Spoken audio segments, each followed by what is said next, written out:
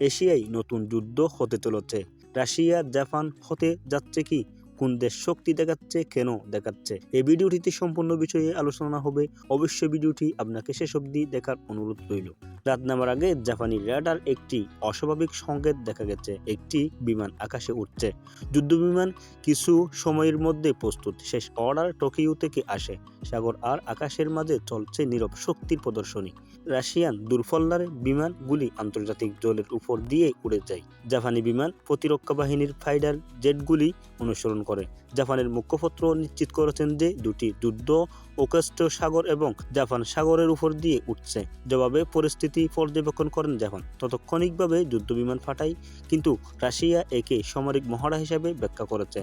রাশিয়ার প্রতিরক্ষা মন্ত্রণালয় এক বিবৃতিতে বলেছে, আমাদের সব ফ্লাইট আন্তর্জাতিক আইন অনুযায়ী পরিচালিত হচ্ছে এবং কোনো দেশের আকাশ সীমা লঙ্ঘন করেনি।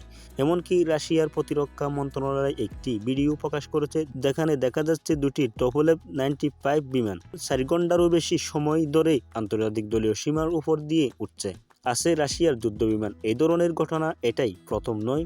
টোকিও অভিযোগ করেছে যে একটি রাশিয়ান যুদ্ধবিমান 2013 সালের সেপ্টেম্বর মাসে জাপানে আকাশ সীমায় প্রবেশ করেছিল, যা মস্কো অস্বীকার করছে। তারপরও জাপান যুদ্ধবিমান পাঠিয়েছে। টোকিও বারবার মস্কোর সাথে কূটনৈতিকভাবে বিষয়টি উত্থাপন করছে, কিন্তু কোনো সমাধান পাওয়া যায়নি।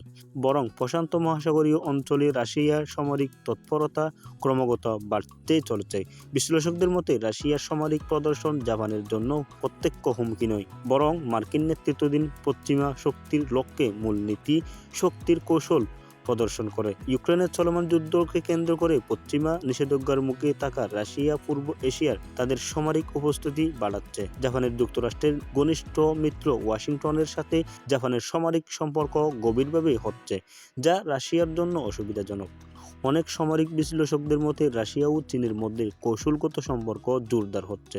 রাশিয়া সামরিক বিমান মহড়া চীনের জন্য একটি বার্তা নিয়ে আসছে।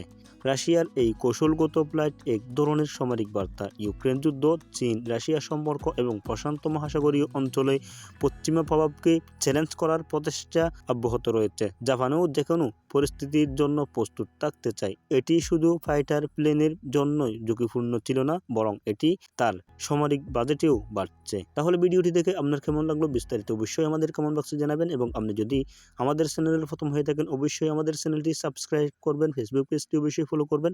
আসসালামু আলাইকুম ওয়া রাহমাতুল্লাহি ওয়া বারাকাতুহু।